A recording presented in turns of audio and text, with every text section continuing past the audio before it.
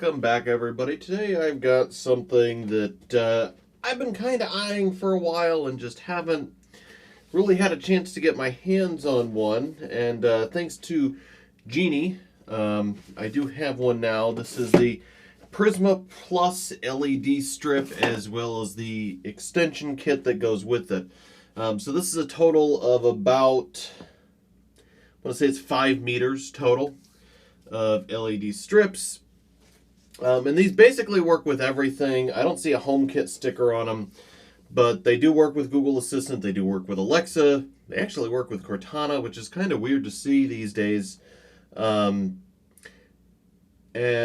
these are a Wi-Fi colored LED strip. Now, they have a cost-reduced version that's just the Prisma strip.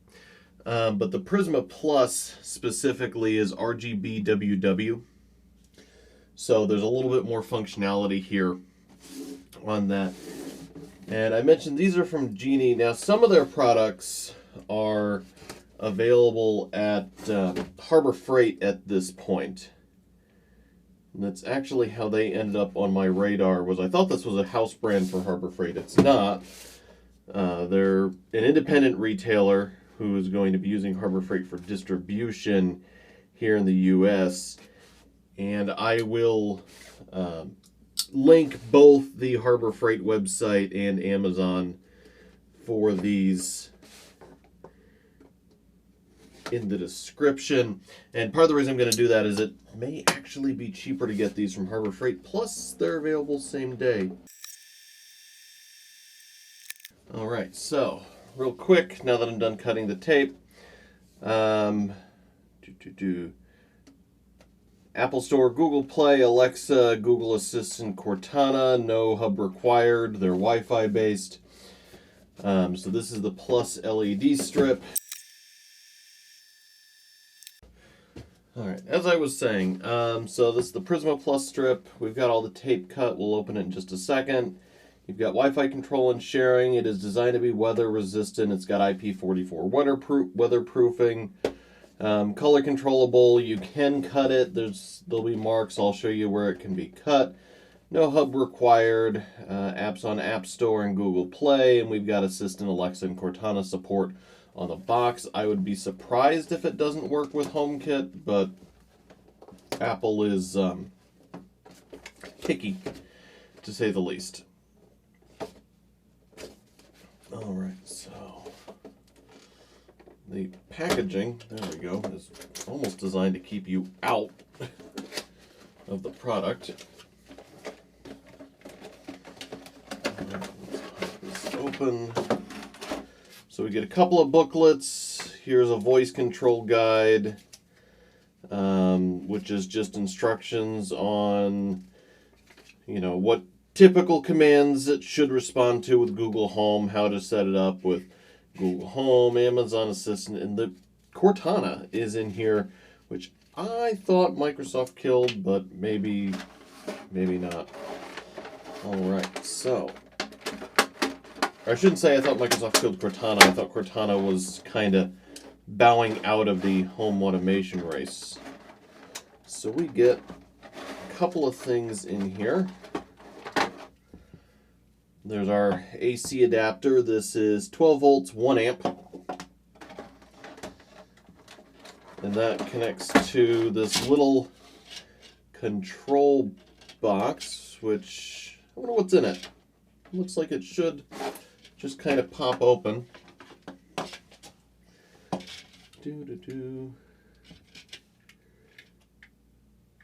Let's get something a little smaller. Let's unplug that.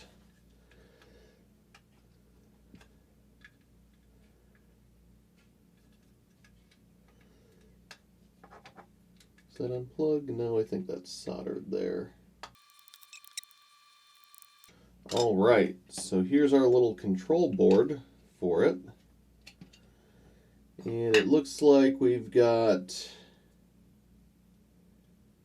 this is a JRT Wi-Fi K7004 2A, so I guess that means it's actually rated for 2 amps here. So you might be able to get a little more length out of it with a higher power adapter. Let's go ahead and look up. It says it's got a TYWE3S. This is an ESP8266 Wi-Fi control module designed by the Tuya Corporation. And yeah, so it's got that ESP module soldered to the board. Looks like everything's fairly open here, so if you wanted to flash a custom firmware to it or something of that nature, it certainly would be feasible for those of you who are inclined to do so.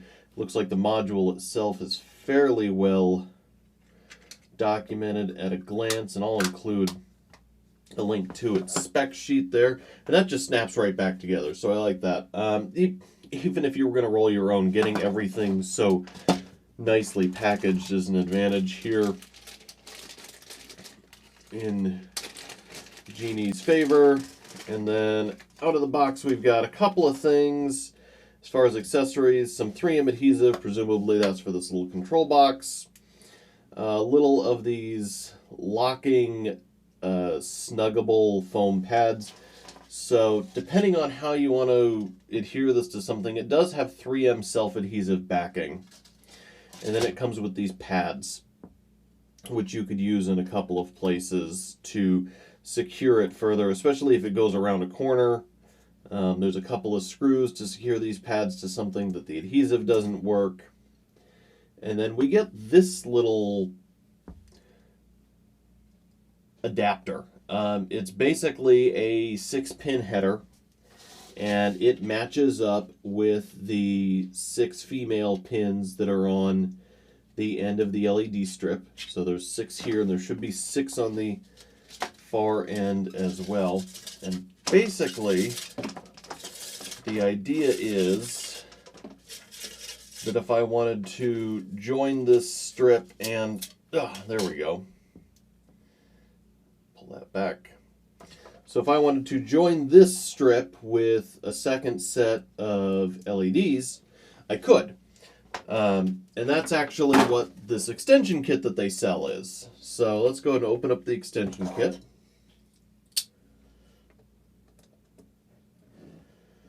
And the extension kit comes with a couple of additional connectors, which is good. Alright, so alrighty then. So the extension kit comes with a couple of different things. We get this, which is a flex connector. And this may end up being the one that I use because that would allow me to, and it's going to fight with me a little bit, basically put 2 strips back to back and zigzag them across something. It comes with more mounting hardware, different mounting hardware than the main kit comes with. The main kit comes with these little foam tabs, and this comes with little screwable, flexible silicone brackets. And then the extension kit comes in this nice sealed bag, and then once again, we just have the LED strip on a spool. And these are the same strips. If I put these next to each other, I can see that these are RGB and then WW. And what WW means is that there is a cool white LED, which is probably somewhere around the 5,000 to 6,000 Kelvin range, and a warm white LED, which is probably in the 3,000-ish, 2,500-ish, depending on exactly the model. And the idea is that you can blend those two together to get the color temperature you're after. And that's actually one use case that I think that these would excel at is, and it's actually not one of the ones on the box. So on the box they show them, you know, as accent lights, as outdoor lighting, being put under tables and things like that. And I'm sure plenty of people will look at them for putting them behind TVs and things like that for kind of theater style backlighting. But I mean, I'm in a studio here, and I know a good portion of you do things like streaming. So when I was told that these are a combined, I want to say 1200 lumens, 600 for the main strip and 600 for the second, although that doesn't quite add up. I'd bet that the second is 400 instead, so it's only 1000. I was like, great, these sound perfect for a home streamer. You get 1000 lumens worth of effect lighting that you can wrap around your studio, as it were, your workspace, and then they're controllable. So I have to look into some of the control stuff, and that's what we're going to do in our review, and see just if I can interface it with things like a Stream Deck, or if I can interface it with any automation of that type, which is one thing that we really like some of the Yeelight stuff for. The other thing that I want to do is see, so this says 2A, and I'm going to look up more details on this Tuya module, and see if maybe if you put a larger power supply on it, you could run a longer kit of LEDs. So these strips aren't impossible to find on Amazon, although I would say you're probably going to spend more building it yourself piece by piece, and you're not going to get the integration that you want. So the Genie kit is undoubtedly, the Genie kit is undoubtedly a good value per dollar at the, what is it, $20 that it runs?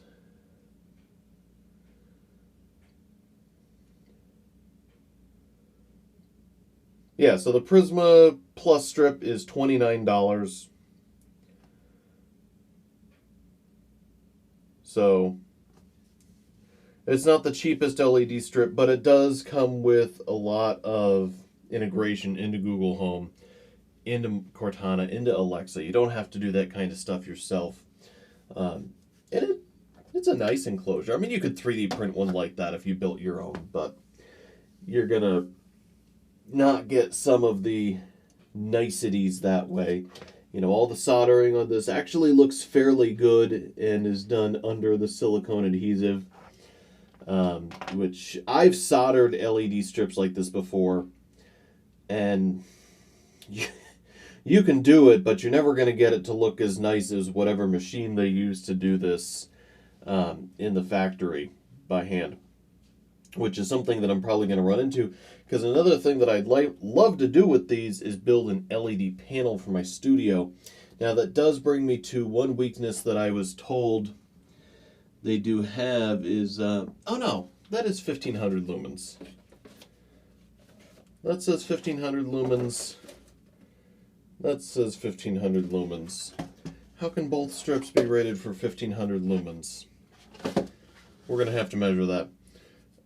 Anyway, what I was getting to is their CRI is in the low 80s, which isn't terrible. Is better than your average cheap bulb, but is not perfect.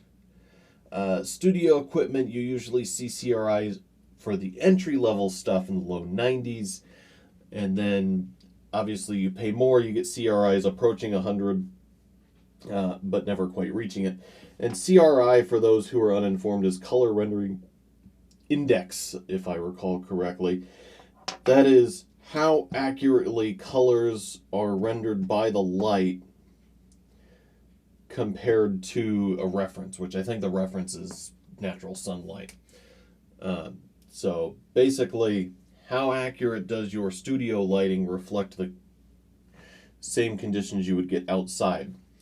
Now, I'm sure mine's not perfect here either, but typically you want to aim as high as you can with that without breaking your budget.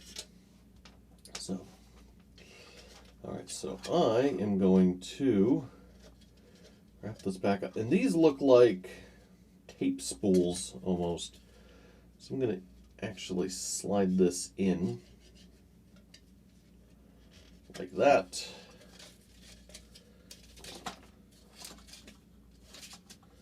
And wrap this back up, which honestly is the way I wish it had been done, instead of exposing the adhesive, since that now gives me just a little bit where the adhesive is already been opened.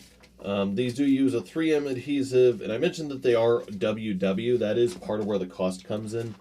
Genie actually has an RGBW kit that's about $10 less. You're paying extra for that second white LED, which isn't uncommon to see. And the reason for that, and I specifically requested when we spoke to them the Prisma Plus instead of the Prisma, is that color tunable lights are a big plus for me.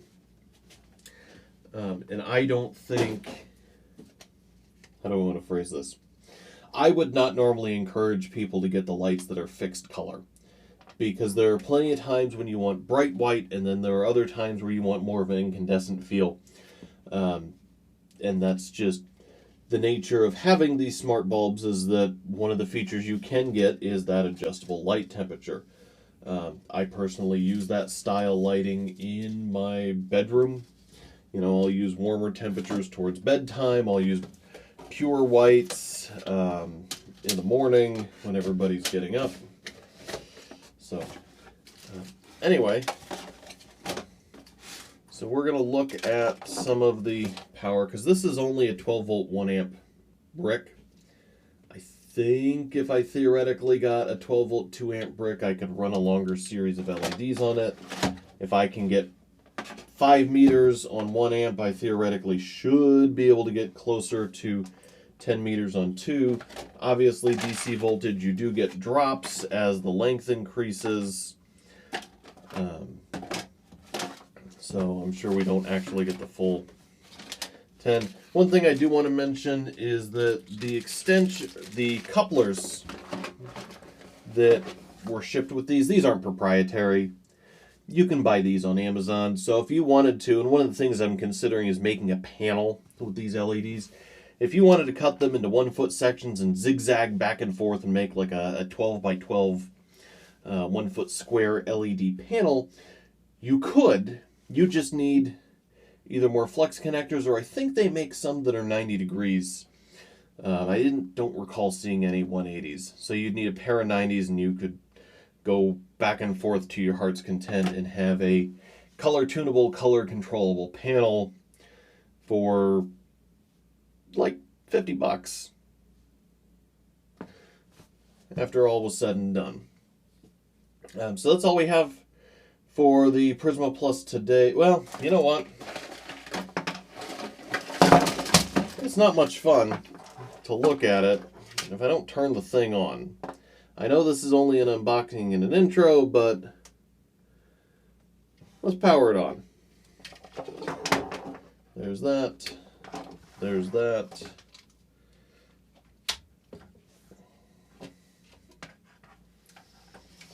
That is a cool white on the white by default.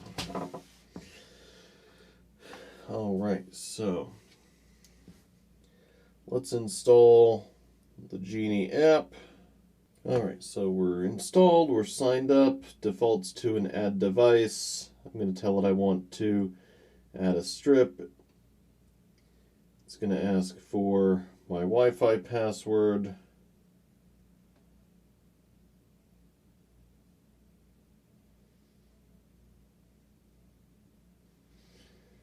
All right, so easy mode pairing. Press and hold the reset button for 5 seconds to reset.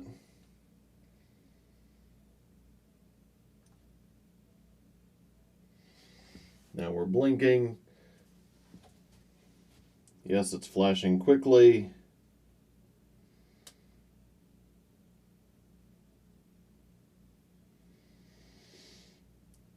It appears to have found the device, and it's going to register it to the cloud, and then it's going to initialize it.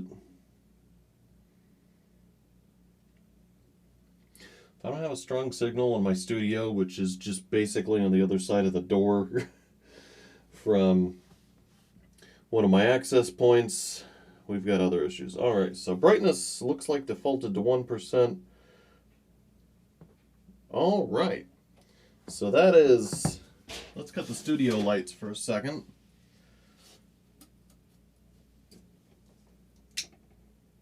That is bright.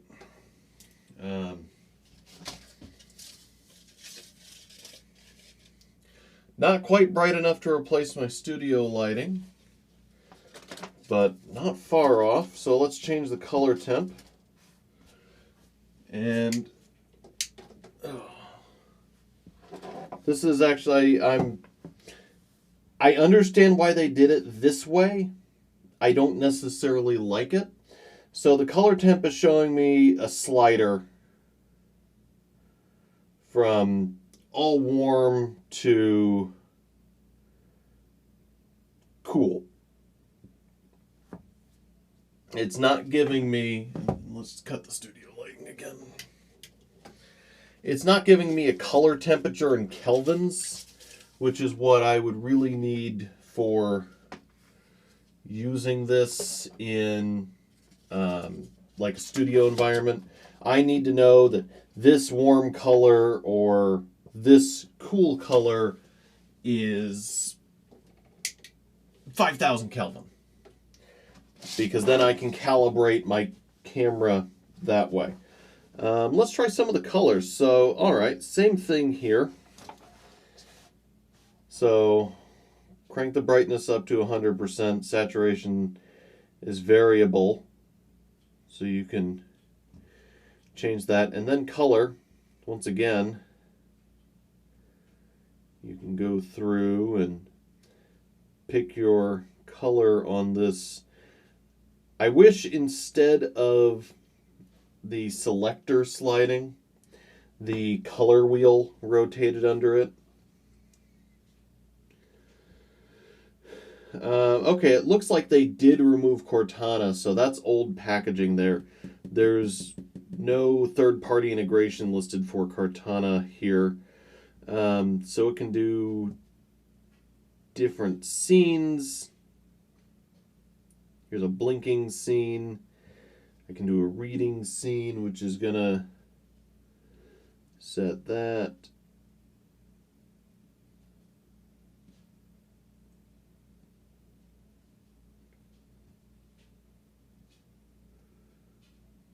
Some of these scenes do not do as much as I would like them to do.